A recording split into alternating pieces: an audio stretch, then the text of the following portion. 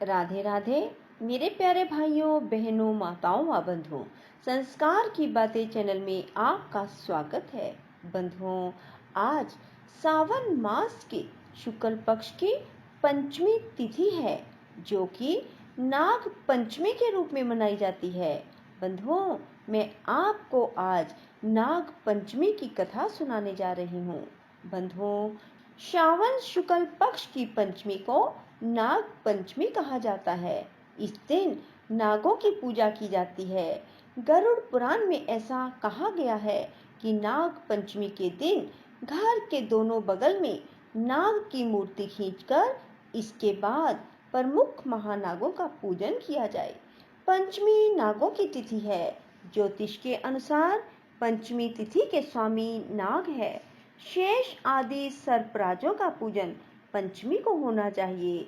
सुगंधित पुष्प, दूध सर्पों को बहुत अति प्रिय है। गांवों में इसे नागचैया भी कहते हैं। इस दिन ग्रामीण लड़कियां किसी जलाशय में गुड़ियों का विसर्जन करती हैं। ग्रामीण बच्चे तैरती हुई इस निर्जीव गुड़ियों को डंडे से खूब पीटते हैं। इसके बाद बहन उन्हें रुपयों की भेंट तथा आशीर्वाद देती हैं।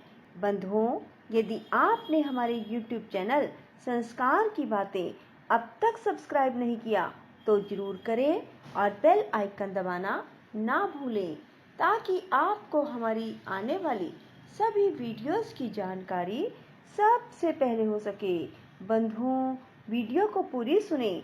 सुनने के बाद कमेंट बॉक्स में जय नागों की लिखना ना भूलें। बोलो नाग देवता की जय। बंधुओं, एक बार एक सेठ जी थे। उनके 7 पुत्र और 7 ही पुत्र वधुएं थी, जिनमें सबसे छोटी बहू बहुत समझदार और सुशील थी, परंतु उसके कोई भाई नहीं था। एक दिन बड़ी बहू ने घर लीपने को पीली मिट्टी लाने के लिए सभी बहुओं को साथ चलने के लिए कहा और कहा कि सभी थलियां और खुरपी लेकर मिट्टी खोदने के लिए चलें। और सभी एक जगह पहुंची और मिट्टी खोदने लगी। तभी वहां एक सर्प निकला, जिसे बड़ी बहू खुरपी से मारने लगी। यह देखकर छोटी बहू ने उसे रोकते हुए कहा, मत मारो, यह तो बेचारा निरपराध है। यह सुनकर बड़ी बहू ने उसे नहीं मारा। तब सर्प एक और जा बैठा। तब छोटी बहू ने उससे कहा, हम अभी लौट कर आती हैं, तुम यहाँ से जाना मत।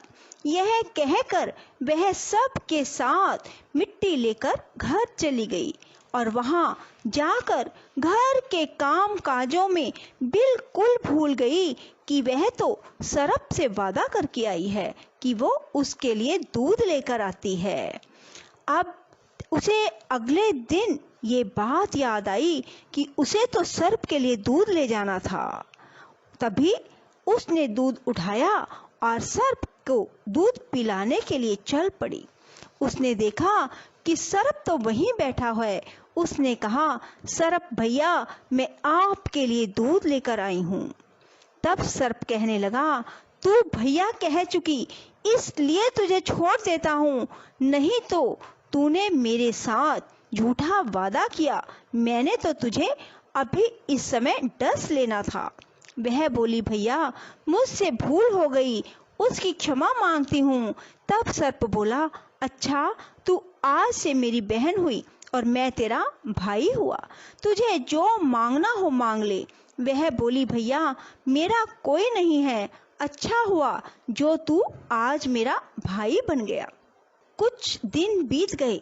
सावन का महीना आया और सेठ की सभी बहुओं अर्थात सेठ की 6 बहुओं के भाई उन्हें लेने आए, क्योंकि ये एक रीत है कि सावन के महीने में सभी बहुएं अपने मायके जाती हैं।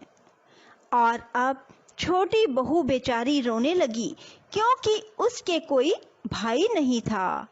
तभी जो सर्प था वो मनुष्य का रूप धारण करके उसके वहां आया और सेठ जी को बोला कि मैं अपनी बहन को लेने के लिए आया हूँ।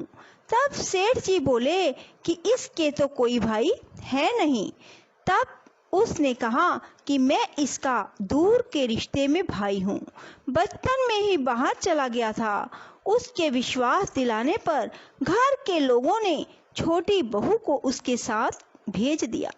उसने मार्ग में बताया कि मैं वही सर्प हूँ, इसलिए तू डरना नहीं। जहाँ चलने में कठिनाई हो वहाँ मेरी पूंछ पकड़ लेना। उसके कहे अनुसार ही उसने किया और सर्प देवता के नाग लोक में पहुंच गए। वहां के धन ऐश्वर्य को देखकर छोटी बहू बहुत ही हैरान हो गई। एक दिन सर्प की माता ने उससे कहा, मैं किसी काम से बाहर जा रही हूँ, तू अपने भाई को ठंडा दूध पिला देना।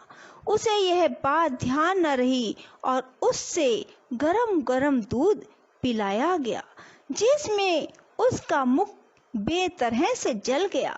यह देखकर सर्प की माता बहुत क्रोधित हुई, परंतु सर्प के समझाने पर शांत हो गई।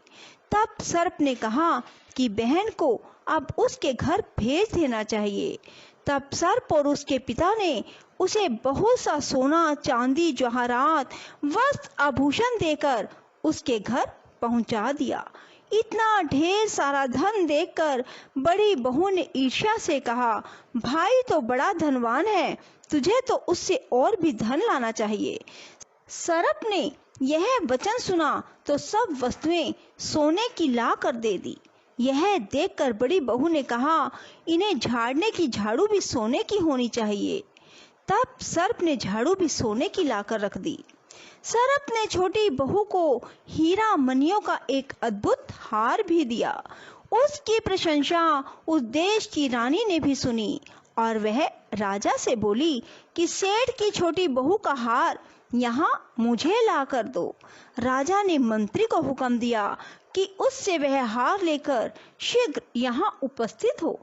मंत्री ने सेठ जी से जाकर कहा कि महारानी जी छोटी बहू का हार पहनेगी, यह उससे लेकर मुझे दे दो। सेठ जी ने डर के कारण छोटी बहू से हार मंगा कर दे दिया। छोटी बहू को यह बात बहुत बुरी लगी।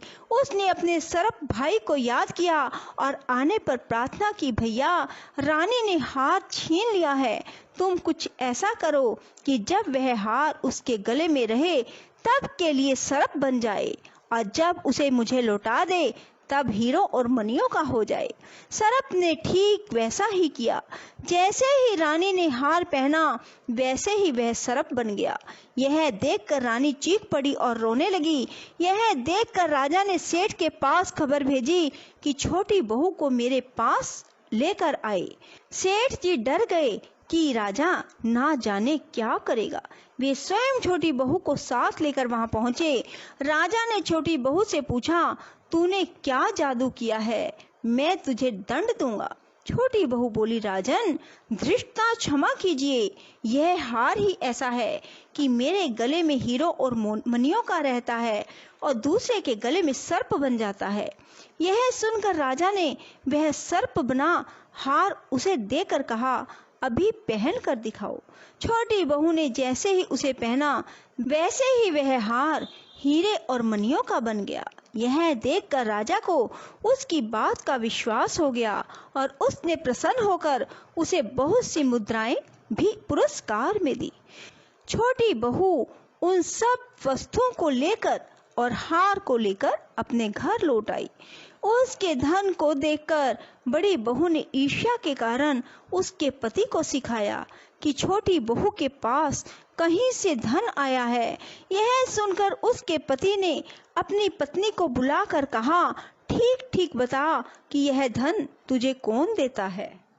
तब वह सर्प को याद करने लगी।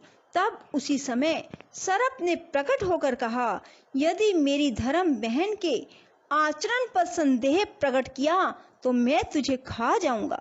यह सुनकर छोटी बहू का पति बहुत प्रसन्न हुआ और उसने सर्प देवता का बड़ा सत्कार किया।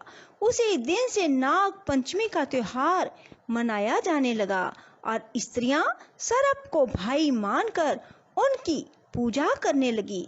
बोलो नाग देवता की जय। राधे राधे, जय श्री कृष्णा। बंधुओं, यदि आपको हमारी वीडियो पसंद आए तो इसे लाइक करें और शेयर भी जरूर करें। धन्यवाद।